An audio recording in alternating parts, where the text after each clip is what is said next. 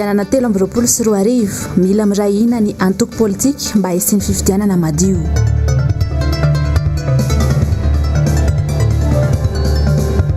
Fitakina ny nosy manodidina misy hifandraisany amin'ny VOLABE azo.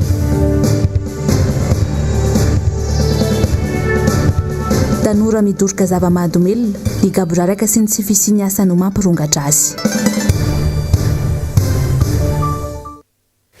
Ankasitrako hatrany ianao manaraka ny fahitalavitry ny MBS amin'izao alizao tonga soa anatin'ny pejy ny fampahalalam-baovao manolotra ny arabary tompoky lahy sy tompoky vavy manasa anao ampitiavana sy ampanajana anaraka ny fotoanan'ny fampahalalam-baovao hatramin'ny farany.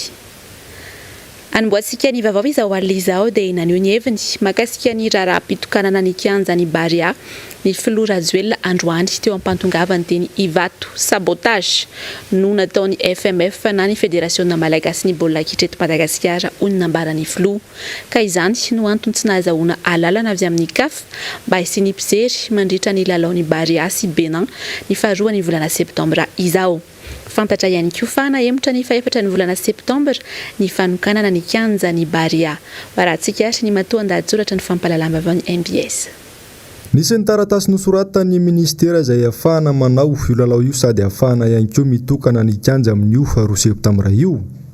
Alalana vaiza no ahafahan'ny Fédération Malagasy noratra ny amin'ny CAF hoe dimanjato sy arivo ireo olona angatahanay afaka hijery io lalao io.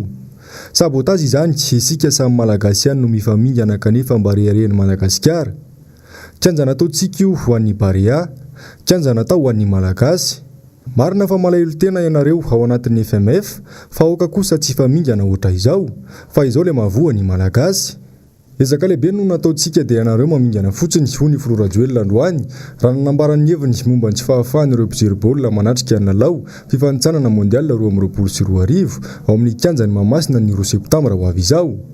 Nambarany hatrany fa na dia mbola feno Covid-19 azy isika dia afaka nasiana mpijery ny antsasaky ny kianja tany eto Masina. Izao tsy misy Covid-19 intsony fa dia ianareo Fédération no migafy sy misopatra amin'izao zavatra tao izao. Fala ianareo fatandremo fa mbola tsy vita io zavatra io fa mbola hitokana kianja aloha isika ataony asabotsy 7 septambra ho avy izao. Fantatro tsara ianareo hitanareo eo ny azo anareo. Tezitra mafy ny filoha Rajoelina nandritra ny valandresaka nataony tamin'ny mpanao gazety. Raha tsy ahivina ny fanapahakevitra ny CAF ny 17 Aogositra dia nilaza fa tsy azo atrehana ny lalao ary nolavina ny fangatahan'ny Fédération na isian'ny mpijery. Mitrikitrihan'ny CAF sy ny FIFA mihitsy aza fa ny tsy fanajana izany dia hiteraka sazy. Na efa nivoaka aza io fanapahakevitra ny CAF io dia mbola nanamafy ny filazana ny fanjakana ny takarivan'ny zoma 17 Aogositra fa tapakila 3 arivo isan'andro no zaraina ahafahana miatrika ny lalona pitokanana ny kianja ny Baria sy hijerena ny lalaon'ny ekipa pirenena. Ny sabotsy 20 Aogositra namoaka fampahafantarana ny tao amin'ny pejy ny ministera ny fanatanjahantena fa ny sabotsy 20 Aogositra manomboka amin'ny 7 ora maraina dia misy ny fizarana tapakila. Ny toy malalahady izany fizarana izany. Nofafana nefa izany avy eo ary nanao fanambarana ny teo anivony fiadidinan'ny Repoblika sy ny ministera. Maro ireo mpity baolina kitra no nanio ny heviny fa tsy ny fitokanana ny kianjan'ny Baria no zava-dehibe fa ny fanohanana ny ekipa pirenena. Maro moa ireo fanontaniana mipetraka. Inona no mahadiso ny FMF? Diso ve fanangataka lalana tamin'ny CAF? Diso ve ny Fédération satria 700 no nangatahana fa tsy roa alina? Diso ve izy fa tsy tany amin'ny FIFA mivatana ilay fangatahana? Hetsankilany mba fantatro ny filoha pirenena sy ny fanjakana ve ny lalàna sy ny rafitra mifeny Fédération ny baolina kitra afrikanina sy maneran-tany. Tena tsara toerana tokoa ve anefa raha ny ministera no nandefa taratasy mivantana tany amin'ny CAF. Ny zavatra toy izao dia miteraka fikorontanan-tsaina ho an'ireo mpilalao. Mba fantatro ny fanjakana ve fa raha miziriziry tamin'ny heviny izy ireo dia azon'ny ekipa ny Benin no nanda ny lalao teto amintsika noho ny amehana ara-pahasalamana. Mipetraka ambony vanja isika tao arian'ireny serasera sy valikavatra nataony ny filoha androany ireny. Ka raha misy ny pitikafo kely fotsiny na avaiza na aviaiza dia irehatra ny afo ka mety ho ratsy ny hafarany. Aleo aloha andeha ny baolina mba ho tony ny ekipa pirenena. Eo amin'izay pejy ny fanatanjahantena izay hatrany dia efa saika tonga eto an-tanindrazana avokoa amin'izao ny mpilalao ny Baria ny Madagasikara. Mpilalao miisa 440 no nigadona teny amin'ny seranam-piaramanidina ivato io maraina io raha toa kosa mbola andrasana raha hampiso ny fahatongavan'ny mpilalao sasany. Mbola maratra kosa i Jeremy Morel sy Marco ilay maharitra ka manaraka fitsaboana ao Europa raha ny fampitam-baovao. Maro amin'izao ny tanora tsy anasy eto amintsika ankehitriny, lesoka ny tsy fampiny orinasa sy ny fampananan'asa, saingy azo atao kosa ny manarina izany amin'ny fanofanana ARAK'ASA izay mila hainy tanora rehetra raha ny nambara ny tompon'andraikitra mampiofana tanora eo amin'ny sehatra ny fandraharana ando miaratiana sy manora indray malala. Mbola tena olana be eto Madagasikara ny tsy fananan'asa, sakana lehibe ho an'ny fandrosoany toe-karena mihitsy izany. Ireo tanora no tena voakasika. Isan-taona mantsy, manodidina ny 4 ireo olona miditra eo amin'ny tsenan'ny asa. Raha ny zava-misy, tsy mifandanja ny tolotra sy ny tinady eto amintsika. Ambony ny tany tsy fananan'asa, marobe ihany koa ny ireo miasa, saingy tsy mifanaraka amin'ny fari-pahaizana ananany. Raha tsy izay, tsy manana safidy amin'izay asa ataony ny tanora, fa rehefa tafiditra fotsiny dia izay, nefa tsy manana ny fahaiza-manao amin'izany akory. Tsy ampy ny famoronana asa, tsy ampy manarak'izay ihany koa ny fanofanana ARAK'ASA izay tokony atao laharam-pahamehana mihitsy raha nambara ny tompon'andraikitra iray mpanofana tanora. Tsy tokony onona fotsiny amin'ny fitadiavana asa ny tanora, fa mila mandray andraikitra dieny mialoha amin'ny alalan'ny fianarana asa, ka afaka ny amorona sy anangana ho azy manokana. Zata amin'izao fotoana izao ilay izy, nefa ny tokony hijerena vahaolana, indrindra ny resaka hoe tsy hitady asa fotsiny ilay olona fa mba amorona ihany koa. Ny ankizy ankehitriny dia nampianarina dia rehefa azo ny diplôma dia andeha hitady asa. Nefa ny salan'ny taona ny ankizy mahazo diplôma dia mihena isan-taona. Zany hoe tanora ny ankizy mahazo diplôma, zany hoe mbola ela zay vao tafiditra anatin'ny sehatry ny asa. Anefa ny koa ny expérience dia tavin'ireny orinasa ireny dia misy ihany no jerevana fa tsy hoe tonga dia mahazo daholo. Tsy teny hoe misy kosa mandray na dia zanatsy ary sans expérience fa vitsy ireny. Dikan'izay tokony mba hianatra any amin'ny resaka fianarana ARAK'ASA indray ilay ankizy. Araka izany, zava-dehibe ary mila amafisina ny fanohanana sy fanohanana ARAK'ASA ny tanora, ahafahany mivelatra sy mampiroborobo ny fahaiza-manaony eo amin'ny sehatra misy azy. Io olany tsy fananana asa io rahateo no mampiroborobo ny sehatra asa tsy manara-dalàna eto Madagasikara. Nahitana faharitany kosa indray ny renirano Kiopa tao anatin'ny andro vitsivitsy indray izao noho ny tsy fampinirotsakorana sy ny haitany. Ankoatra ny resaka fiariana izay voatoatoina dia miteraka tsy fahasalamana sy aretina ihany koa izay fiainany rano izay tena hita maloto tanteraka amin'izao. Mialy Rarinombana sy Mathieu Prinsiary no nanao ny fanadihadiana amintsika. Ritra indray ny renirano Kiopa n'izao fotoana izao noho ny tsy fahampian'ny rotsakorana sy noho ny fiafarany fotoam-pahavaratra loatra tamin'ny taon-dasa iny. Fitadiavana sy fiariana maro no voatotoina vokatra izay. Voakasika ao anatin'izany ohatra ny resaka fambolena sy ny angovo ary ny maro hafa. Ankoatra izay voalaza, olana maro mifandraika amin'ny fiainan'ny mponina ny andavanandro ihany koa no ateraka izay faharitran'ny rano izay. Renirano Kiopa sisao tena hitantsika maso akaiky. Dia ritra ny rano ary somary sahirana ireo mpisitraka sy mpampiasa rano. Mety misy fiantraikany ratsy ary mety misy fiantraikany tsara koa nefa na ny sasany ilay izy. Ny ratsy moa izany dia efa hitantsika ny tsy fahampian'ny rano. Misy ihany koa ny fampiasana rano amin'ny resaka herinaratra, tsy afaka mampiasa izany izao ohatra ny jiramata ao atelometa. Ny rano fisotro madio misitraka avy amin'ny renirano Kiopa io ihany koa. Dia ny tsara marihana ny renirano Kiopa izay sitrahantsika eto Antananarivo sy ny manodidina dia ampiasaina amin'ny lafiny maro ary avy any tsy azo mpanirina fiampiasana io rano io. Ny zava-misy amin'izao fotoana moa izany dia vokatry ny fiovan'ny toetrandro ary vokatry ny fietsika sy ny nataon'ny olombelona ihany amin'ny fanimbana ny tontolo iainana. Ny tokony ataontsika izany amin'izao fotoana izao dia miezaka tsika hikady sy kolokolo ary hamerina amin'ny laoniny izay tontolo iainana nosimbaintsika izay arak'izay tratra, satria ny hamerina anazy amin'ny laoniny tanteraka dia tsy vitantsika amin'ny alalan'ny famboleka-kazo izany, amin'ny alalan'ny fiarovana ny sahandrika izany ary amin'ny alalan'ny fitsitsitsina mihitsy koa ny rano izay ampiasaintsika. Misy fiantraikany eo amin'ny lafiny ara-pahasalamana ihany koa ny faharitran'ny renirano Kiopa noho ny loto misy eny an-toerana. Mety hiteraka otrikaretina maro ny fampiasana io renirano io araka ny fanazavan'ny mpitsabo iray. Raha tsy mikorena loatra ilay rano dia izay olona manimpinipy zavatra maloto, manasa lamba maloto ohatra. Eny tsy afenina misy manary an'ireny taisy pipi eny misy pipi sy mikakay eny teo aloha le manasa ny lamban-jazakely le zaza lay zazamena vava satria mbola manao an'ilay lamba reny dia hoentiny ny rano iny zany ny rano maloto misy an'iny vika izy tsika malagasy sy miaraka amin'izay otrika aretina ao anatiny eo dia lasa makeny findrany amin'ny lamban'ny olona zay mampiasa an'ilay rano mipetaka amin'ny hoditry ilay olona zay misasa tongotra eny indrindrindrina moa raha zazakely mivalana zany fivalanana zany mety azo avanina otrika aretina mikroba dia raha mandeha ilay rano ka tsy dia misy loatra intsony dia miandry leo amin'ny toerana anankiray ka raha mbola ampiasantsika iny ampiasanao iny dia lasa ilay mikroba indray zany mifindra makany amin'ilay lambanao dia lasa findra any amin'ilay any atokantrano raha rano zara raha mandeha nasina an'ilay lamba misy an'ilay otrika aretina dia lasa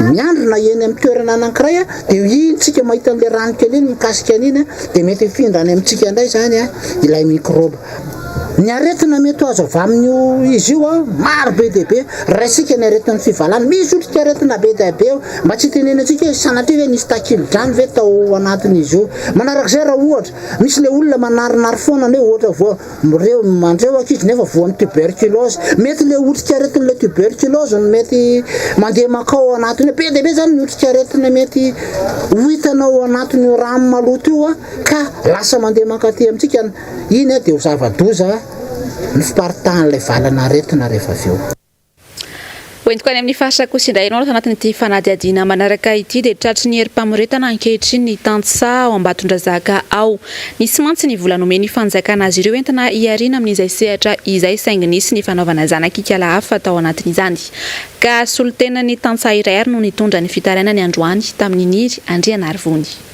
Bomaika ny terakolana ho an'ireo tantsaha tenivo mifaritra laotra ilay vola fiarina fa tsy mba nitondra vahaolana manoloana indrindra ny fasairanana mianjady amin'izy ireo tsy nisy ny fitsinjovana amin'ny madinika fa fanarotana indray aza no nataon'ireo tompon'andraikitra sasantsasany herim-pamoretana ankehitriny no asetry ny fitondram-panjakana ireto tantsa izay misedra olana no ny loza voajanary ka nahakely mivokatra tamin'ny tompamokarana lasa teo iny mitondra izay fanazavana izay tonton ARAK'ASA solotenan'ireo tantsa amin'ny ilany andrefa ny faritra loatra iny voapirofo mihitsy fa misy ny tsokombakomba izay ataon'ny délégué eo anivon'ny tompon'andraikitra fiarina eo anivon'ny faritra sy ny tompon'andraikitra eo anivon'ny banky BOA inona moa no mahatonga an'izay satria lasa nisy zanak'ikala hafa sy ny ala-publika tsy tiako tarezy zavatra zay raha tsy teny fotsiny zany dia ny taty-pitatsinanana zany dia 2 tapitrisa ariary isaky ny hektara zay ny vola azo ny tantsapam-bola anankiray tamin'ny sehatry ny fiarina io ny mahagaga dia ny tany ampitandrefana ny hena hotely eto sy 2 tapitrisa ariary isaky ny hektara nefa zany vola telo eto sy 2 tapitrisa ariary zany mbola tsy azo manontolo fa ao ny mbola banga 7 alina ao ny mbola banga 9 alina ao ny mbola banga 10 alina zay tsy fantatra ny antony manoloana ny zava-misy indrindraindrindra ny loza voajanahary izay nisy taty an-toerana dia zay moa natonga n'ireo vahoaka tantsaha madinika ireo nangataka an'izay fanemorana eny raha sitraky ny fanjakana dia fanafoanana manontolo an'izany trosany zany zavatra misy anefa amin'izao fotoana zao dia lasa misy herim-pamoretana ary lasa sahirana tanteraka ireo tantsaha ireo antanaina fa izy tokoa ny andraikitra ho raisy mitora fanjakana aorizo fitaraina zao fa tsy sanatria dia atao anjorom-bary lavo zao ireo tantsaha maro anisa eo amin'ny pejy ny toekarena dia anisan'ny firenena nitondra takaitra goavana tamin'ny fiabona ny firenena malagasy hita taratra izany manoloana indrindra ny fitotongana ny toekarem-pirenena ka nitondra ny fomba fijeriny mahakasika izay indrindra ho an'ny androanty ny mpahay toekarena iray Fidèle Handria Mananjara Ando Miaratina sy Manora Andriamalala saika anjaka ny fiantraikan'ny fiainan'ny ARAK'ASA Vaovao sy ny fitotonga ny toekarena ny firenena maneran-tany na ireo firenena azo lazaina fao matanjaka na ny firenena afrikana toa ny Madagasikara nandritra ireny fiboana ireny samy nanao ny ezaka nanarenan'izany ny rehetra tsy tarany fahavoazana sy ny fiamorana eo amin'ny fampandrosoana tao ireo nanampitosika ny mpandraharaha sy ireo orinasa sahirana tao aminy ny famoronana azy atao ireo ny vidiny trosany ireo banky ao amin'ny fireneny, tao ireo nanao laharam-pameana ny fanaovam-bakisiny, ny fanokafana ny sistany sy ny maro hafa. Mba izahoaiza kosa ny any firenena malagasy, mbola lavitra ny ezaka ho ny mpahitoekarena amin'ny fanarenan'izany raha ny zava-misy ankehitriny. Fa nefa ny antsika zany somary mbola ohatrany mitovy amin'le zavatra klasika natao teo ihany, ary nefa n'izay zavatra ilain'ny ekonomia amin'izao zavatra zao dia tsy tena hita hoe tafavoaka tsara ve le firenena amin'ny lafin'ny toe-karena ndresahana manokana, mbola tsy dia tena tafavoaka tsara zany. Misy ny mety misy ihany ny ezaka, fa mila ilaina fantatra tsara fotsiny hoe aiza no tena ananan'ity firenena ity tombony raha mihoatra amin'ny firenena hafa, ahafahantsika manararoatra n'izay avantage izay. Dia be dia be ny zavatra azo atao eto Madagasikara, mila mba fantatra mazava tsara fotsiny hoe raha ireto sy ireto ny tanjona tiana le dia concrètement ireto avy no ampiasaina an'izay moyen ananantsika. Ny moyen ananantsika moa zany dia izay misy eo no entina miatrika. Misy fotoana arantsika tsy maintsy mbola mindram-bola, ary zany nefa dia tsy maintsy zavatra ho alohan'ny génération any aoriana ny famerenana an'izany. Ny fanokafana ny sistany io ny vahaolana aingana indrindra ahafahana manarina ny toe-karim-pirenentsika. Misy kosa nefa ireo fepetra tsy maintsy apetraka toy ny fampiaran-dalàna, ny fanamafisana ny fanentanana amin'ny fanaovam-bakisiny sy ny fanaovana fitiliana.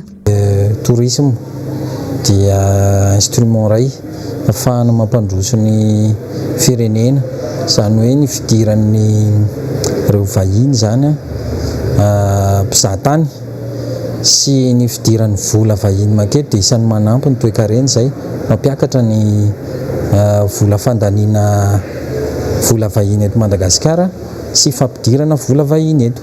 Rehefa maro ny vola vahiny miditra eto dia miakatra ny sandany ariary mitaha vola vahiny amin'izay. Miankina betsaka amin'ny finiavan'ny mpitondra no ahafahana aingana manarina ny toe-karim-pirenena malagasy izay efa tena miatraika mivantana amin'ny atovilan'ny isan-tokantrano. Manana ny otrikairena ahafahana mampandroso azy ny isaparitra, ary azo finaina tsara ny sy ny fampandrosoana na ara-toe-karena zany na ara-tsosialy, saingy ny fandraisana andraikitra mihitsy no tsy misy na tsy ampy. Mitombo hatrany amin'izao ny ankizy sy ny tanora mirona amin'ny fifohana sigara sy ny zava-mahadomelina. Misy fiantraikany avy hatrany amin'ny hoavin'izy ireo anefa izany antony maro no mahatonga izay fironana amin'ny lalan-diso izay raha araky fanadihadiany mialy raronomana sy Mathieu Prince ity. Ireto sary reto dia niteraka resabetany anaty tamanjotran-tserasera Facebook ny fiaran'herinandro lasa teo. Tanora telo vavy mamitampona teny an-tanimena natory an-dalambe. Ny iray tamin'izy ireo aza dia nisy roa mihitsy nanoloana azy. Ny zary manaraka dia tovolahy telo natory teny amin'ny toby fiantsonana taxi be. Maro no nanontany tena raha challenge izay fanao amin'ny tamanjotran-tserasera ireny fihetsika ireny na tena zava-nisy, saingy ny fanao iray andro no nivoahan'ireo sary ireo, ary saika ny fanomezan-tsiny amin'ny zava-mahadomelina ny ankamaroan'ny fanehoan-kevitra. Zava-doza mihitsy ny zava-mahadomelina eo anivon'ny fiarahamonina satria lasa mitariky ny tanora ho lasa sahisay. Ny talata lasa teo dia tovolahy 40 taona no saron'ny mpitandro filaminana tetsy Madinika nanao asa fanendahana. Tsy vitan'izany fa dia midoroka zava-mahadomelina satria nahatrahana rongony mahery vaika na heroïne tany aminy. Antony maro no hitan'ny olom-pirenena mahatonga ny fidorohana zava-mahadomelina loloatra ho an'ny tanora. Momba le tanora mampalahelo famorona amin'ny zava-mahadomelina ary minona fijangajangana dodolo ny kisy kely rehetrarehetra zao. Hatrany 2009 zavatra ny mitonga nanaparitaka zoloza rehetrarehetra fambiazana ndray aman-dreny tena misy miezaka misiny manabeny ankizy fa le manodidina anazy sy ny faneraserana zany tena ohatran'ny misy asany devoly zany eto hoe nefa gabraraka le izy fa manino raha fananao atany akotony savelanao miakatra amin'ny citerna conteneur sy ny rehetrarehetra ireny dikiny zany mamona anao sanady manapotika anao ary indrindrindrindra ny tanora no avy ny firenena avy firomaray any amin'ny maizina rehetrarehetra atany amboko atany amin'ny sasantseka tsisy afa atany amin'ny toerana hafa dia tsisy afa-tsy ny zava-mahadomelina sy soritsotoka. Tsy manan-katao le tanora na izy tsy mianatra na izy sahirana ny ray aman-dreny dia voatery mivoaka ny trano izy dia tsy hitan'izay atao tarika le namana dia le zava-mahadomelina koa mora azo ary matetika raha eo amin'ny 13 taona eny ankizy dia efa ao anatiny manomboka eo amin'ny 13 taona tsy mianatra tsony izy dia tsy hitan'izay atao dia lasa mandray le zava-mahadomelina izy dia iny moramora azo kokoa ny fiarahamonina satria le zava-mahadomelina no nanana fahasahiana manao asa ratsy rehetrarehetra tsy hoe mampanafa efa tena sarosarotra ihany tsy tonga ho azy ny zava-drehetra fa misy antony avokoa ahina mafy ny hoavin'ny tanora raha ny zava-misy ankehitriny no jerena ho kosa ny nambaran'ny mpandinika fiarahamonina iray misehatra eo anivon'ny observatoire de la jeunesse Madagascar matoa nefa hoy izy misy ny olana dia tsy maintsy misy ihany koa ny vahaolana zavatra mitrango amin'ny tanora dia taratry ny zava-misy amin'ny fiarahamonina ao anatina tontolotsika izay somary mikorotandrotana somary manahirakirana amin'ny lafin'ny kolotsaina satria mifampitsoka be mihitsy rivotra samihafa manozongozona ny ataontsika hoe kolotsaina mpiarahamonina firenena maro ao anatina fahasarotana antsika eto Madagasikara manokana amin'ny lafin'ny toe-karena satria rehefa sahirana ny ray aman-dreny dia manjary miteraka fahasahiranana ho an'ny tanora koa zany tsika aloha zany tena mila manana politika matotra be mihitsy ho an'ny tanora tsy hoe miorina amin'ny tanora fotsiny ihany fa le miorina amin'le fiarahamonina ankapobeny mihitsy ahoana no tena hoe ahafahana zany manana asa maro be ao anatina fotoana fohy sy manampy an'ireo tanora izay tokony amorona asa atao anatin'ny 5 taona manahy ihany fa isy zavatra mety hanahiraka izy satria le tanora amin'izao fotoana izao no mety katroka an'izany fahasahiranana izany eto amin'ny firenena ny hoavin'ny tanora misy avalo-tapitrisa manerana ny nosy no mampanahy amin'izao fotoana izao satria dia tsy hanavahana lasy vavy intsony ny fisotroana zava-pisotro misy alkaola sy ny fidorohana zava-mahadomelina ireo ankizy tanora manomboka amin'ny 13 taona ka hatramin'ny 12 taona no hita ho tena tafalatsaka sy miroboka amin'izay lalandiso izay ankehitriny ny tontolon'ny sarimihetsika malagasy dia nanao valandresaka ho an'ny mpanao gazety omaly ny mpamokatra sy mpilalao sarimihetsika malagasy ny taraina sy naneho ny alahelo izy ireo manoloana indrindra ny afitsoky ny mpanao piraty mambotry sy manimba ny fiarina ary ny fiveloman'izy ireo izany ka miantso ny fandraisana andraikitra avy amin'ireo tompona andraikitra mahefy izy ireo manoloana ny mpanao piraty iray gagila izay efa imbetsaka no tratra nefa dia votsitra trany eny amin'ny fitsarana hoy Rajao Tsarafara yakatra fitsarana indray io olona io amin'ny faran'ny volana septambra izao ka dia manaitra ny fanjakana sy ny fitsarana izy ireo ny amin'izany manamafy ihany koa moa ireto mpamokatra sy mpilalao sarimihetsika malagasy ireto fa mila ampitomboina ny teti-bola ny BAP na ny brigade anti-piratage izay manao ny asany saingy noho ny tsy fampina ara-bola dia maro ny sakana amin'ny ady atao nanao akanjo miloko mainty ireto mpamokatra sy mpilalao sarimihetsika tonga maro tamin'ny fotoana io nanehon'izy ireo ny fitakiana fitarainana sy ny alahelon'izy ireo amin'izany eo amin'izay vaovao ny kolotsaina izay hatrany dia anatin'ny fanokanana amin'ny fomba ofisialy ny mozeany roka malagasy dia isy ny hetsika fampiratiana ao amin'ny le garage etsy Antsahavolana ny faefatra ny volana septambra ho avy izao isan'ny tarika asongadana moa ny aposta izay mankalaza ny 5 taonany raha ny fanazaviana avy amin'ny mpikarakara ny hetsika ny tarika aposta dia isan'ny andrarezina amin'ny tontolon'ny hard rock eto Madagasikara ka miendrika ny anomezam-boninahitra azy eo amin'izay vaovao tapatapan'izay hatrany dia misaona indray ny tontolon'ny zavakanto lasa i Gaston Andrianony izay andrarezina eo amin'ny kalony fahiny no sady iray ny mpanakanto niny ao amin'ny tarika kiky nanambara moa ity farany tsy tamin'ny tambazotra tserasera fa tsy maty ianao idada fa matory nodimandry teo amin'ny 5 taona ny Gaston Andrianony ny zoma izao no ataony fandevenana azy ny ekipany MBS Alatsinainy dia maneho indrindra ny fiaraha-miora amin'ny fianakaviana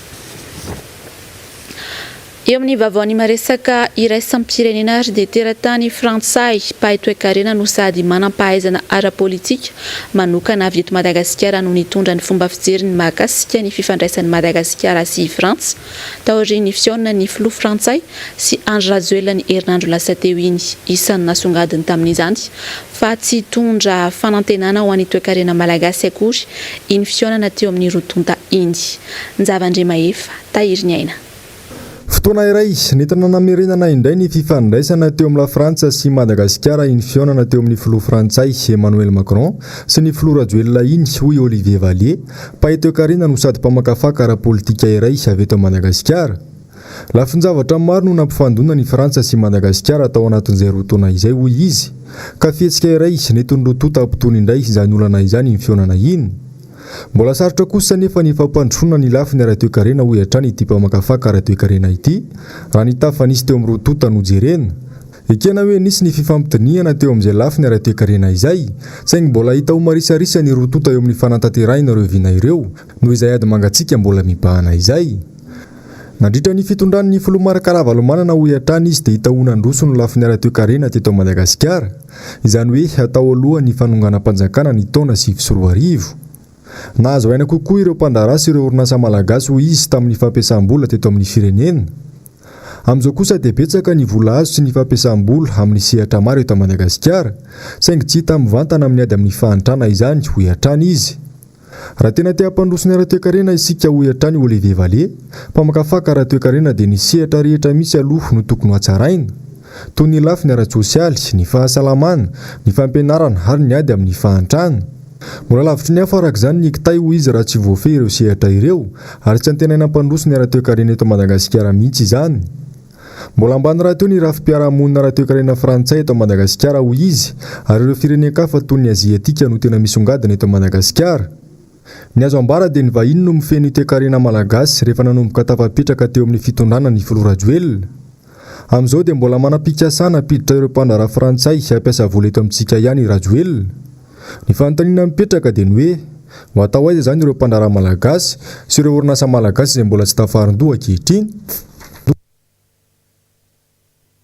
Eo amin'izay vaovao maresaka iray sampirenena izay hatrany dia mianjana hatrany ny fipetraram-pahasalamana mipetraka ao Frantsa amin'izao fotoana izao isorohana ny valanaretina Covid-19 nanapa-kevitra moa ny fanjakana ny antoerana fa tsy maintsy manana ny taratasy manamarina azy fa vita vaksiny ny mpiasa rehetra izay mifanerasera aman'olona. Misy ny sazy napetraka ho an'ireo izay tsy manatanteraka izany.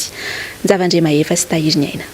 Tsy maintsy manana ny taratasy manamarina azy fa navita vaksiny manomboka androany ireo mpiasa rehetra mifanerasera man'olona ao la Frantsa toy ny amin'ny toeram-pisakafoana sy ny toerana fandraisana lanonana samihafa. Hatramin'ny volana Novambra ho avy izao nanome fehim-potoana ireo mpampiasa hijery ny mpiasa ao amin'ny fanjakana ary hanaraka izany fepetra izany. Ireo tsy manaraka izany kosa omena fampitandremana avy hatrany ary mety efara amin'ny fikatoana ilay orinasa ho ny mpitondra teny ny governemanta. Manoloana ny fanapa-kevitra noraisin'ny fanjakana, misy ireo sendika ny mpiasa no tsy mitovy hevitra amin'izany ary mananisia ny fandroahana mpiasa faobe sy fantiantoka ho an'ireo orinasa sasany afaka fotoana fohy. Nanamafy kosa nefa ny ministry ny toekarena Frantsay fa tsy hisy fiantraikany velively amin'ny ara-toekarena ny toerana fisian'ny passe sanitaire io.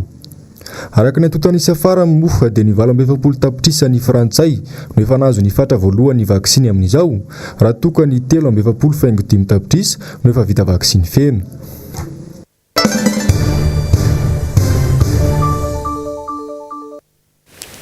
Mahakasika ny raharaham-pifidianana amin'ny taona 2024 avy hatrany ary no hanomboantsika ny vaovao tanatin'ity pejy ny politika ity dia nanio ny heviny momba izay androany ny mpanao politika iray Elion Raharsan nambarany azy nandritra ny fanehoan-keviny fa mila mirahina dieny izao ny antoko politika mba hamitrahana fifidianana madio sy mangarahary eto amin'ny firenena. Jarmano Menjanary, Andra Kotomalala.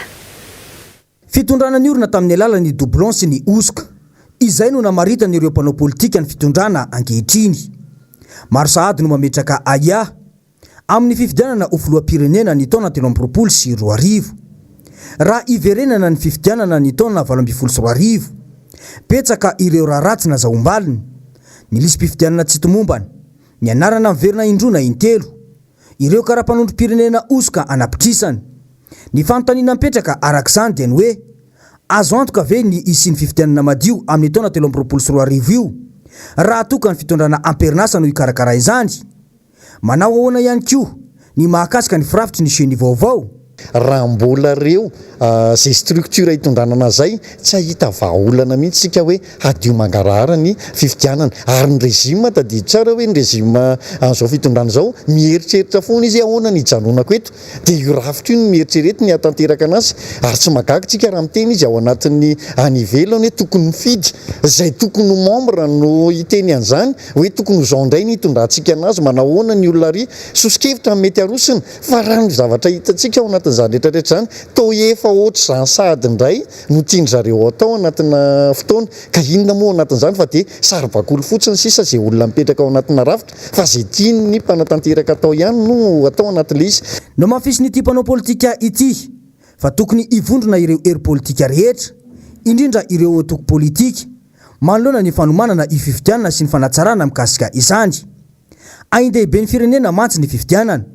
saingy tandrindomondoza ankehitriny nandeha fifidianana doublon tsika nefa tena niletika ny fireneny tena io zavatra iainantsika androany io zany hoe rehefa ny administratif misy an'izay hoe baïonnette intellectuelle zay io zany tena tokony mipetraka fa lasa slogan sisa le izy fa ny tompony andraikitra rety administratif tsisy mampiasa an'izay tsony fa tonga de mandray baiko avy any ambony na tsy mety ary le izy de tsy maintsy zay satria io any nametraka anao teo de tsy maintsy manana redevabilité amin'ny olona nametraka anao io anao de manomboka zao zany ny parti politika rehetra mihitsy tokony hivondrona aloha de hijery ny marimaritra iraisana hoe ity ny hitondrana nyty lalao ty fa rehefa mbola ny olona sady pilalao no zoery sady juge ianao no tsy mety zany ao anatina fitantanana nanambara moa irajoel raha niona tamin'ireo malagasy mila ravinahitra any frantsa ny sabotsy lasa teo fa odiniany ny fahafan'ireto farany mifidy rehefa nantsoina an-telefona ny teo anivy ny vomiera-pirenena misana ny fifidianana momba ireo dingana ahafan'ireo diaspora mandray anjara amin'ny fifidianana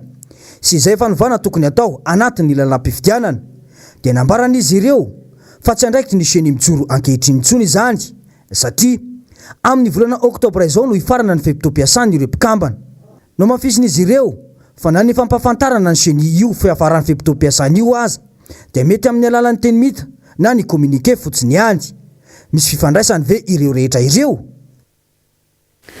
manoloana ny tsy fahasahiny Andry Rajoelina niona tamin'ny RMDM diaspora atao France dia nanio ny heviny ihany koa androany i pasteur Edouard Tsahame izy moa dia filoha lefitry ny RMDM ny faritany Toliary nambarany ary fa fanoliana ny samy teratany malagasy ireny fisetsika ireny Asinandriamalala sy Tokra Marolahy hita tamin'ny dian'ny filohan'ny repoblika tany Paris ny faran'ny herinandro lasa teo fa manafangarony ny raha natoko sy ny fitatandra raha-pirenena ny tenany porofon'izany ny fahitanareo olona tonga nanatrika ny fifampiresahana taminy tao Masovony Madagasikara ao Paris 16e olona anatin'ny antoko TGV sy mpilarandraniny aminy any no afaka nanatrika izany fionana izany voasivana kosa ny RMDM diaspora raha nanao fangatahana kanefa araka lalam-panorenana dia filoha malagasy rehetra ny filoha Rajoelina fa tsy filohana toko na vondron'olona intsony ny mpanohatra ne tsy natao hanafosafo e ka afaka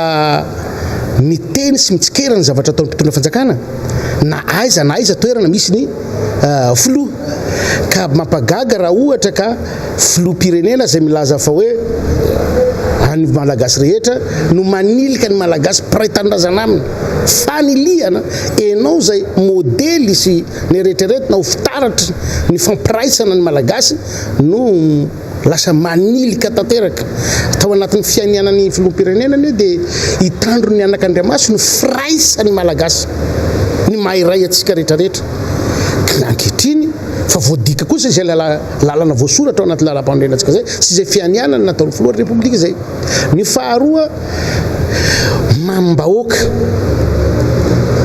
gaga ao ina moa ny tokony natahorana ifampiresaka na maneho hevitra avelana naneho ny hevitra ane le olona dia midika inona moa zay raha aminareo mambahoaka fa matonareo matahotra an'le faneho-kevitra misy zavatra arovanareo sy atahoranareo ao anatiny io ka ankehitriny le firenentsika no lasa afabaraka any ivelany agny noho tsy fitandremana amin'ny zavatra kely fotsiny dia lasa fahafambaraka any ivelany agny nampiasaina ny inspecteur de police sady ministry ny rarambahiny hampiasa herisetra zany gany nametrahana an'izany ny ministry ny rarambahiny zany hanao an'izany firenena ty resaky ty fa tsy hoe tokantrano na fianakaviana fa firenena ny resaka eto ary aratsika manana no mahafirenena azy fa tsy hoe an'olotokana ty firenena aty ka zay tian'olotokana atao na zay tiany ny antokotokana atao eto aza atao an'izany fa firenena aratsika manana samy mikaroka ny tombotsoa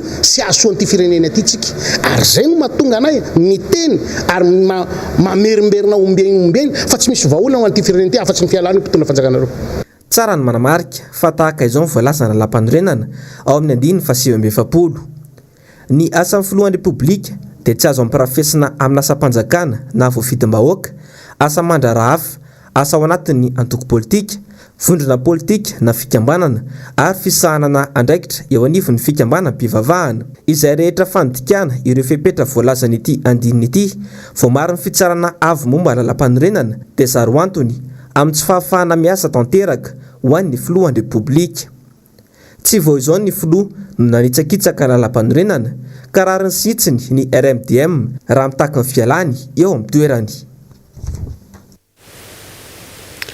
Fatebaka iana kosa no nivohitra nandritra ny hetsika ny RMDM diaspora tao teo amin'ny Paris 16e ny sabotsy lasa teo nafonja ny fanehoan-kevitra samihafa tanjona moa dia ny anafaka ny firenena anatin'ny fahoriana ka ny fialan'ny filoha rajoelina ihany no vahaolana amin'izany hoy nambarany RMDM diaspora ireto.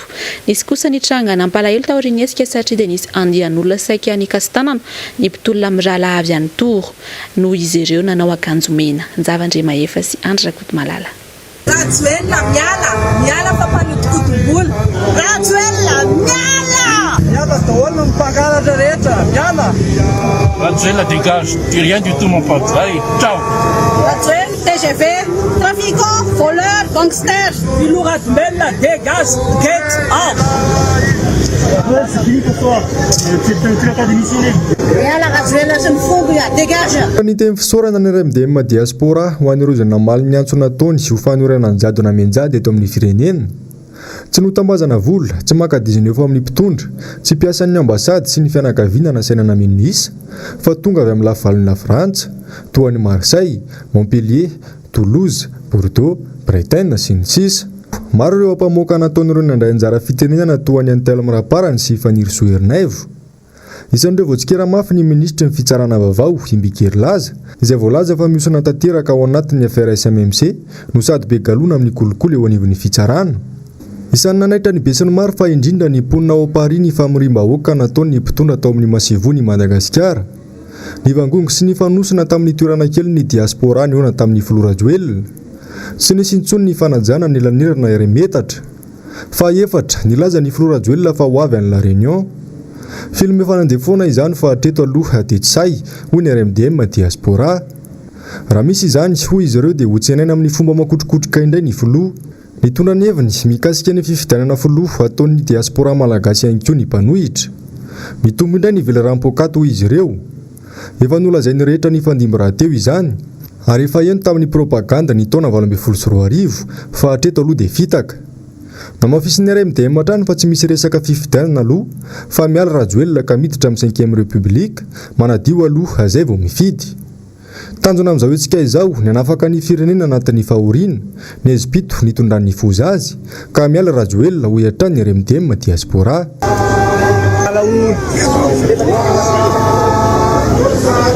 Mazo mirotsaka fidina ny mpanonga-panjakana.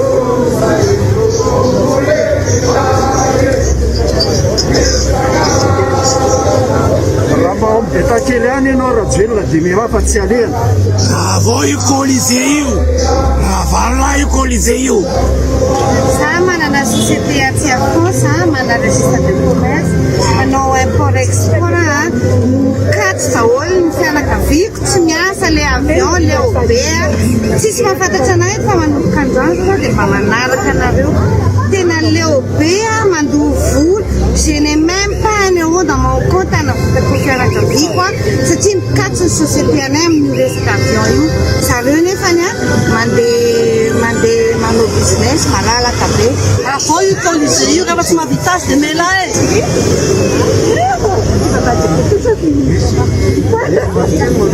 Arodano Colisée! Arotano Colisée, Sambourina, direct de Tsefa, prison.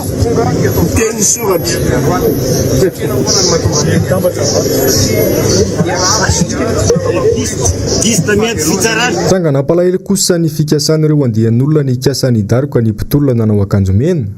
Mitantarany zavaniseho ireo miralava ny toro nandritra ny fodiany tao arian'ny hetsika miara-manonja. Namonjy ny fivoriany manifestation ny miara-manonja avenue de la Buette. Narava zany ny fivoriana tato amin'ny fivoriana RMDM dia andeha ody zay io misy maintsy mandalo amin'ny lalana voie publique piétonne mandalo amin'ny ambassade de Madagascar. Zay manao amin'ny akanjo menamena miara-manonja. Eo nadalo teo amin'ny efatraiky ny andalo amin'ny ambassade zay tsy nanao provocation mihitsy zay fa nandeha fotsiny nandeha ody fa nanao ny akanjo zany hoe miara-manonja hita menamena be. Tapitapika teo misy lehilahy avy ao amin'ny ambassade mihitsy saoty amin'ny fefy dia taitra zay dia mitodika dia inona ty tonga zay dia hoe atao tonga dia tsoka aloha matotra misy fanafiana izy zany tonga zay dia nipitara be olona roa mitaneny nanentika avy le ray nidara tonga dia le ray voalohany daraboka sy ny saoty izy dia voatery le olona napendezy tsangana so ihany fa nanamina chance zay nanana chance fa tsy tafasaoty fa daraboka le olona daraboka tamin'ny lalana. Mankahery azy ireo ary manohana azy mirahalahy ireo amin'ny fametrahana fitoriana ny RMDM diaspora France. Mariana fa nanatro maso ny zavaniseho ny mpitandro filaminana frantsay miisa roa ary afaka hijoro vavolombelona rehefa raikitra ny raharaham-pitsarana. Mahampatsiaro ny nazy ireo 12 mianadany hogadrain'ny Rajoelina ny 20 febroary lasa teo Antsetsanalakely noho ny fanaovana akanjo mena miara-manonja ny tranga tahaka izany. Anisany andrasany maro tamin'ny fihaonan'ny filoham-pirenena sy ny filoha frantsay ihany koa moa nandritra ny diany teo ny mahakasika indrindra ny nosy malagasy na ny Élysée Pars. Tsy nahinona resaka mihitsy anefa ny mahakasika izay ka nitondra ny heviny androany mahakasika izay fanginana izay ary ny antoko FNL ao rahantsika ary ny fanadihadiny Asinandria Malala sy Toky Ramarola. Nangingina serasera momba ny nosy manodidina na ny Élysée Pars taorian'ny fihaonan'ny filoha Rajoelina sy ny filoha Macron ny 17 Aogositra lasa teo. Raha ny fampitambavao dia fantatra fa samy vonina ny firenena rotota anohy ny fifampiresahana anatin'ny firalahiana sy fitsinjovana ny tombontsoa iombonana tsy mitanila. Mahagaga mpanara-baovao ny zava-misy mangina ity raharaha famerenana ny nosy manodidina ity. Mifanojo amin'ny vola 400 tapitrisa euro izay anohanan'ny Frantsa any Madagasikara amatsiana sehatrasa maro toy ny fambolena sy fiompiana, ny fanabeazana, ny fanajariana ny tanan-dehibe, ny fanohanana, ny fahasalamana sy ny ady amin'ny Covid-19. Azadino fa nahazo cadeau izy niala tao zany. Nahazo cadeau tsy haiko eo amin'ny 200 millions d'euros eo. Izany zavatra zany dia efa mampiahiahy satria ny filohan'ny République dia fanana mafy fa rehefa tsy azontsika tamin'ny 26 juin 2020 ilay nosy dia tsy ho azo intsony. Izay zavatra izay zany mifampitohy amin'ny eritseriny inona ny dikany. Ohatrany malasa eritreritra ilay izy satria 100 millions d'euros ny vola azontsika tamin'ny USCO tamin'ny resaka soalala nitondrana ny tetezamita no heveriny fanafahany mitondra ny tetezamita araka ny tokony izy. Dia ity indray zany double 200 millions d'euros mety ho eritreretiny ve zay fa na mbola tsy azo indray le nositsika dia ahafahany hitondra ny fitondrana mandra-pahatonga ny 2023. Zany zavatra zany no mampieritreritra amin'io resaka io. Za tsy manome tsiny mihitsy ny filoha frantsay raha miaro ny tombontsoa ny Frantsa izy. Tena kasitrahako mihitsy zany fa nampalahelo dia ilay filohantsika ndraiky io zany tsy mbo niady ilay tombontsoantsika ohatry ny adin'ilay frantsay ny tombontsoany. Zany zavatra zany zavatra tena tokony mampieritreritra be. Nandritra ny fihaonan'ny mpandraharaha avy amin'ireo firenena amin'ny teny frantsay na ny rencontre des entrepreneurs francophones dia nanambarany ny filoha Rajoelina fa mitetina 4 miliara euro ny fanatanterahana ny tanamasoandro.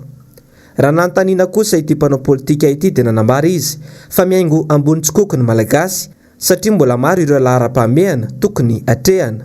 Raha hoe vola 4 miliara zany nijerentsika 4 miliara d'euro dia tena ngeza be zany kanefany rahantsika malala fa manjary fahazaran'ny malagasy noho n'izao fitondrana izao ilay hoe miaingo ambony tsikoky zany ny malagasy. Inona moa ilay miaingo ambony tsikoky? misy ny fahasairanana ngezabe eto amin'ny tany sy ny fanjakana kanefany a dia lasa ilay rentirenty zany ilay fisehoany ivelany a no tena hiazakazahantsika rahantsika mahita fa ny avantsika ny atsimo dia misy tsy misakafo nefany a itsika koa dia ohatra ny tao miezaka ilay fanjakana hanao zavatra mamirapiratra toy ny kianja ny hopitaly sy ny karazan'ireny zany izany zavatra zany a dia mety hiteraka fikortanana ngezabe amin'ny firenena satria ny firenena dia tokony hifandanja tsara ny fizarana ny hoentimanana rehetrarehetra zany eo amin'ny fanampinany tsirairay za zany dia mahita hoe raha mahazo an'izany vola zany tsika dia mety azo eritreretina ihany fa hoe ahafahana mampandroso ny firenena fa ny resaka resahantsika dia hoe vola io ve vola ny samborina sa vola omena fotsiny sa vola atao fanomezana zany a na vola nomena tantanana fotsiny a noho itsika zany a manaiky-lembenana amin'ny tsy famerenana nositsika aloha kabary sy fampanantenana izany any aloha ny vokatra mba hitany songadina tamin'ny dian'ny Florajoela tany Frantsa. Misy ireo mpandraraha velona aya tamin'ity dian'ny Florajoela sy ny delegasiona no tarihany tany la Frantsa ity hoe itona vokatsoa marina ho an'ny firenena ary azo refesina ao anatin'ny fotoana fohy ve izany. Saingy resaka ara-diplomatika no sarotsaronana raha politika fotsiny ihany ny zavanisy. Manana anjara lehibe eo anivy ny tontolon'ny fitsarana ny syndicat ny mpitsara hatreto anefa dia tsy mbola misy izay ho kandida ho filoha hitarika izany ka mihemitra lava ny fifidianana. Inona ary ny mahatonga izany? Inona ihany koa ny tsy mahasarika ny mpitsara hitantana izany toerana izany? Mamaly ireo fanontaniana ireo ary ity fanadihadiana Ramano Menjanahary sy Andra Gotomalala ity. Raha tokony amin'ny fafolo ny volana septambra izao no iroso amin'ny fifidianana izay ho filohan'ny syndicat ny mpitsara eto Madagasikara dia nahemitra amin'ny fotoana manaraka izany. Ny voalohan'ny volana ka hatramin'ny fahenany volana Aogositra teo no fepitoana no menina ho an'izay ilina aminy izany saingy tsy nisy nametraka firotsahako fidiana. Raha ny fanazavana nentin'ny filohan'ny SMM Clément John tamin'ny mpanao gazety ny 17 ny volana Aogositra teo dia noho ny tsy fahavononan'ireo mpitsara sasany mitarika syndicat no antony satria everiny fitondrana ompanohitra hatrany. Araka ny nambarany solombavam-bahoaka ny Madagasikara Alaratsimbazafi mety isan'ny antony tsy maharisika ireo mpitsara dia ny fahatahorana tsindry avy amin'ny fanjakana. Nanentana ireo mpitsara moa ity solombavam-bahoaka ity mba handray anjara amin'izany fifidianana izany mba hisin'ny falevantena misimisy kokoa eo amin'ny fitsarana. Matahotra pression ve na matahotra tsindry ve ireo mpitsara reo no mahatonga azy tsy sahana an'izay andraikitra zay. Ny zavatra hita sapa mantsy dia ny fisina syndicat eto Madagasikara dia everiny mpitondra foana fa rehefa miaro ny tompontsoany ireo syndicat reo dia toa manana endrika ho mpanohatra n'ilay fitondrana kanefa dia misy lalàna ny fehan'izany syndicat zany eto amintsika. Azo inona ho antony fahalainan'ireo mpitsara handray andraikitra tokoa izay fitsabahan'ny mpitondra aty amin'ny raharaha-mpitsaran'izay. Tsy tafapetraka tsona ilay atsotsika hoe séparation de pouvoir na fisaraham-pahefana eto Madagasikara zany ka inona fa anisan'ny antony mahatonga an'ireo mpitsara reo tsy maharisika ny andray an'izay andraikitra mahafilohan'ny syndicat zany amin'izao fotoana izao. Marina fa tapitra amin'ny 2024 ny fepitoam-piasany ny birao am-perinasa ka tokony mialohan'izany ny fifidianana andimbin'ny toerana ao anatin'ny fivoriana tanteraka moa ny birao sy ny komity mpanomana ny fifidianana. Ny vaovao avy eny anivy ny fiadidina ny tanàna Antananarivo dia nanomboka androany ny fivoriana tsy ara-potoan'ny mpanolontsaina ny tanàna Antananarivo renivohitra izay aharitra 2 andro. Nafana ny fifanatrian'ny ben'ny tanàna sy ny mpanolontsaina satria ity no fihaonana voalohany teo amin'ny 9 Andriatsitoaina sy ny mpanolontsaina 10 taorian'ny nandefasa ny préfet Antananarivo fangatahana any amin'ny filohan'ny tribunal administratif ny anesorana ireo mpanolontsaina ireo. Tara 30 minitra moa ny ben'ny tanàna androany nanambara avy hatrany ny mpanolontsaina tanàna Hilda Asinjo fa izao no nanesorana ny mpanolontsaina 10 mianadaka nefa ianao tara. raha tsy aivina anisan'ny lahadinika mandritra ity fivoriana ity ny fanomezana anarana Charles Rambelo ny ampahandalana hatreo amin'ny sekoly Rainandriamampandry ka hatreo amin'ny CNT Mady Ankadifotsy. Eo ihany koa ny fanatsarana an-tsenam-pokotany Manakambahiny iarahana amin'ny Innerwheel Antananarivo, ny fankatoavana ho ara-dalàna na tsy ny fitaovam-pitanterana taxi moto. Tsy Mikely Soroka kosa ny antoko tiako Madagasikara amin'ny fandraisana anjara sy ny fikatsahana hatrany ny tombontsoan'ny firenena anatin'ny fameloma maso rahateo ny antoko ankehitriny ary mampiseho tanteraka fa manana ny maha izy azy eo amin'ny lafiny ara-politika. Mitondra fanazavana bebe kokoa mahakasika izay moa androany ny sekretera jeneraly ny antoko tiako Madagasikara Rina Randriamasinoro. Marina tokoa ny fanontanianao inona ny anton'ireny miomakomana amina fifidianana ve? Amin'ny antoko politika dia antony iray lehibe voalohany aloha mba ahafahanao mitondra ny fampandrosoana na ahafahanao mitondra ny vinanasanao rehetrarehetra, vinapandrosoana rehetra zany ho an'ny firenena dia tsy maintsy ilaina ny azahoanao ny fahefana zany mba ahafahanao manatanteraka an'izay. Dikan'izay tsy maintsy anao zany ny fomba mba ahafahana miverina eo amin'ny fitondrana fiomananao anatin'ny fifidianana zany mazava ho azy. Zay antony anankiray. Fa ny hetsika izay ataonay ao anatin'le redynamisation dia misy zavatra maromaro, misy processus mantsy le izy, dia misy étape maromaro zany no atao anatin'le izy. Misy aloha zany voalohany ataontsika hoe rassemblement ho an'ny mpikambana, mpikatroka rehetra na réconciliation satria tsy afenina ary tsy mahamenatra zany hoe mety nisy disadisa teo aloha ho an'ny génération mifandimby, mety nisy olona sanatry mivava frustré na misy alahelo dia miverina indray mandeha aloha miresaka hoe inona ny tena antony, ahoana ny tokony atao, andaontsika le firenena jerena dia andao hiaraka indray mandeha aloha zany. Fa misy koa sampanao araka ny teneniko teo natao ho an'ny tanora fotsiny indray aloha zany zao, dia mihetsika ihany koa ny tanora zany zao mba misy sokatra tsoatsiny atao hoe team académie zany, zany hoe isy fampianarana ho an'ny tanora ao. Fa lasa ny politika eto amintsika lasa ohatrany hoe efa ao anaty cercle hoe natokana olona ohatr' zao ihany manao politika, ary tsy fantatry ny tanora mihitsy hoe misy fiantraikany aminazy nefany amin'ny fiainany mihitsy ny resaka politika. Satria araka ny lazaiko teo hoe ny ahafahana mitondra fampandrosoana ny vinanao rehetra dia tsy maintsy ny miafara amin'ny fahatongavanao eo amin'le toerana aloha, zay ianao vao afaka mitondra an'izay fampandrosoana izay. Hoarahanao rehefa avy ao anatin'ny fandaharana dinika moa ny antsipiriany tamin'izay fanehoan-kevitry ny sekretera jeneraly ny antoko tia Marina Randriamasinoro izay. Fa raha anisany mbola mafana ho an'ny mpanara-baovao kosa ny ako ny dia ny filotany ivelany. Nazava ny anisy olom-bavam-bahoaka Mamy Rabenirina tao anatin'ny fandaharana miara-manonja ho an'ny androany fa matahotra ny mpanohitra ny filoha ary nanao ny fomba rehetra mihitsy tsy niaonany tamin'ny diaspora avy any amin'ny fanoherana. Ravarazafy Mahenina sy Tahiriny Aina. Fiona nefa nomany mitondra fanjakana ny tafaho ataony amin'ireo diaspora a Europa saingy ireo manohana azy ihany. Efa vohomana ihany koa nefa nihetsiky ny ary amin'ny diaspora ato Frantsa izay tokony hampahafantarana ny filoha rehefa tsy misy mandeha amin'ny laon'ny fiainam-pirenena. Ny zava-nisy hatrany ivelany dia nanaovana ny fomba rehetra nefa ny diaspora manohitra amin'ny fitondrana mba tsy haneho hevitra.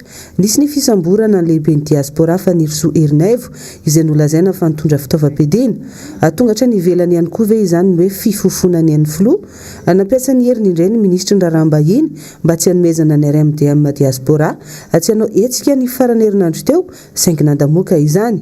Hetsika anankiray na dingana anankiray na fisehoana anankiray no eritreretin'ny fitondram-panjakana fa anehoana ny heriny ataoko fa anaty farangososona na ahafahana mapita afatra ngezabe anankiray iny zavatra iny kanefa tao ambadika tao dia mbola miseho ilay zava-misy efa iainana ty Madagasikara dia le tahotra ny fanoherana satria raha anao fihetsiketsehana ny omana anao fihetsiketsehana koa ireo teratany malagasy mipetraka any fa avy amin'ny ankolafin'ny fanoherana dia efa ny omana hoe io koa ny fotoana anankiray anehoana ho hita-poko hita-pirenena ho hitan'izao tontolo izao ny zavatra misy aty Madagasikara ny takina nandritra an'izay taona vitsivitsy teto Madagasikara zay teo no nahitantsika ny fahamarinana sy mantombona ny zavatra nresantsika teto fanira zafy manatany raha ohatra ka nanao arak'izay farany azony natao ny fitondram-panjakana isan-kanana izay hetsika ny mpanohitra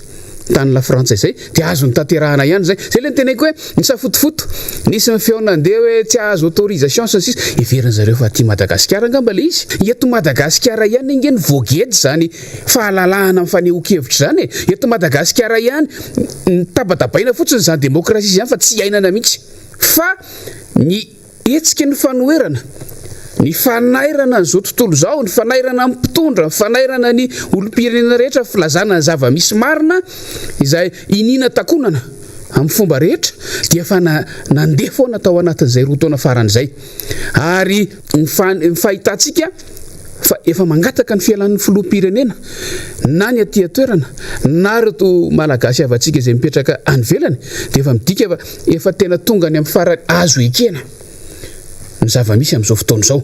Ankoatra izay voaresaka tao anatin'ny fandaharana miara-manonja ihany koa ny fahalafosan'ny fampidirana mpianatra sy ny fahasahiranany ireo ray aman-dreny mitangana izy tsy izy ny vola aloha isaky ny ankizy ankoatra ny vidin'ny fitaovana sy ny saram-pianarana voaresaka ihany koa ny fitokanana ny kianjan'ny barea izay nahemitra ny 4 septambra izao ary ny fihetsiky ny filoha izay manilika irery ny andraikitra tsy natontosa izany any amin'ny federasiony malagasy ny baolina kitra.